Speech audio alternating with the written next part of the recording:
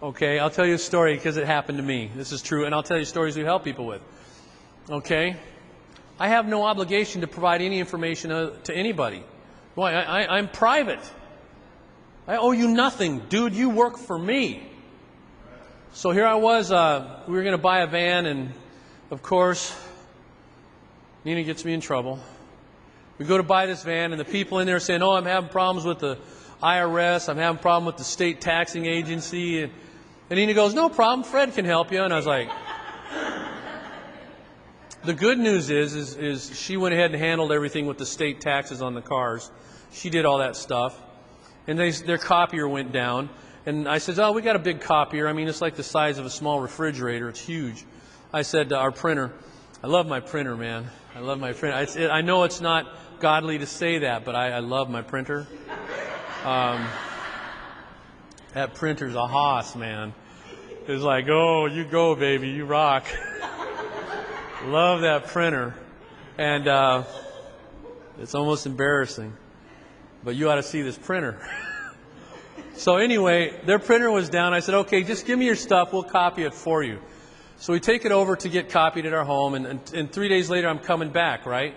I come back over there to their place of business. And I see Mike over here. They're from Iran. And they're wonderful, wonderful people.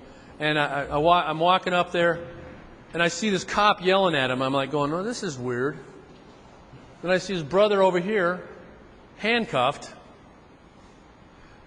And then I see these other people going crazy over here. I was like, something's going on. So I'm walking up there, and my brain is trying to put everything,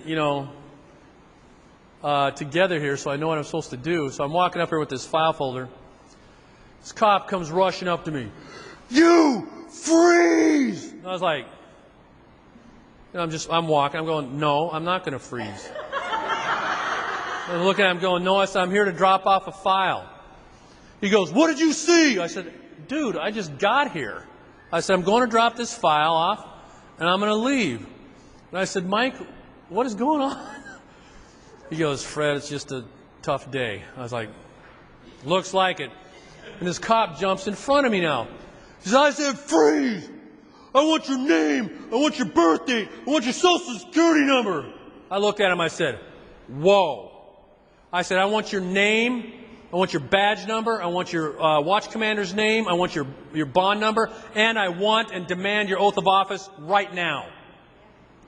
He looked at me and goes, it's like I hit him in the head with a board. Bang! And he was like, sir, I'm conducting an investigation here. Would you please stand back over there? I said, since you asked me nicely, be happy to. Turned around and walked over here. And so he's going here to talk to Mike. And Mike's telling this guy, the guy goes, who was that guy? Who was that masked man? Anyway, I didn't know what happened until a little later. So I'm walking back here. And then as I'm walking back to our van, I see 8 cop cars on the street and a whole swarm of them coming up. And we're helping them on this case here.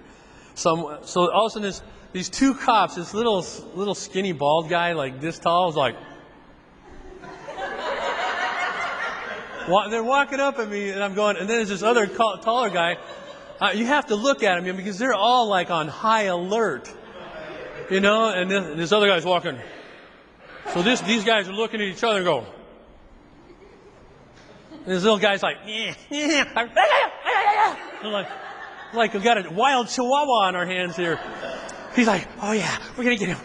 We're going to get him. I was like, whatever. And the guy looks at me and goes, you! And I was like, yes. He says, what did you see? And I said, look, I just got here. I didn't see anything. I said, I just got here. I'm going to drop off a file. This guy asked me nicely to come back over here. I said, so I am.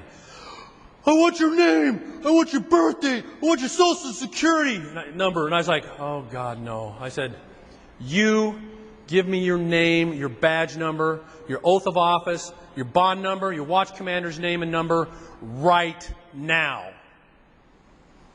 And he goes, I told you I want this, this, and this. I said, I'll tell you what. I know, according to the law, that you may require my name. My name is Fred Gutierrez.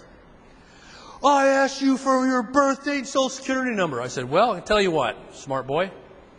I'll be happy to give it to you if you can cite the law that requires me and obliges me to provide it to you. I asked you. And I said, ain't good enough, pal. Now you're in violation of your oath, and that's felony perjury. And then this other cop comes running down. Mr. Gutierrez, back off. He says, we're so sorry. We're so sorry. Get away from here. They don't know what they're doing. Get away. I was like, did something wrong. He says, you know what? We thought you were one of us because of what you asked. I said, one of you? I said, who am you?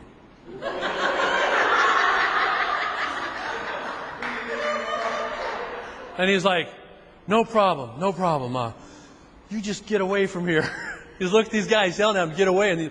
And that little Chihuahua guy was like, I was like, okay, good. And we walked away. Because I asked him for his oath of office. I said, you know what? I still demand your name and your badge number, and I want your oath of office. For you, him, and the dog. And they wrote it down for me. I said, you will be hearing from me. And I said, we're going to be going to court. Because the only thing that you are required to provide when they stop you is your name. That is it. And anything else that you provide, you do it willfully because you have the First Amendment right to be speaking to them. Yes? Is that the name you choose to go by? That's the name you choose to go by. If I'm dude, rock on. I have one guy, he wanted to change his name for his ID to Master. So when the police pulled him over, they said, what's your name? He says, you can call me Master. And I was like, this is a true story. And we're helping him defend that case right now. That's Aaron Montalbano. So anyway, you call me the Master. You can call me your Master. You can call me the bomb. Anyway, you can call me I love you. Okay, I love you. Sweet. So anyway, the thing is when you have all these rights that you have, freedom of speech is one of them. One of these rights is this, is you can call yourself by whatever name you want. Nobody has any requirement to lay upon you a name that you have to use. Right? Today my name is Mud. Okay? You have that. See, the thing is most people don't look at these, let me sift through here. They don't look through their rights and apply them to everyday life. If you have the right to freedom of speech, what do you have? If you have the right to life, liberty, and the pursuit of happiness, what do you have?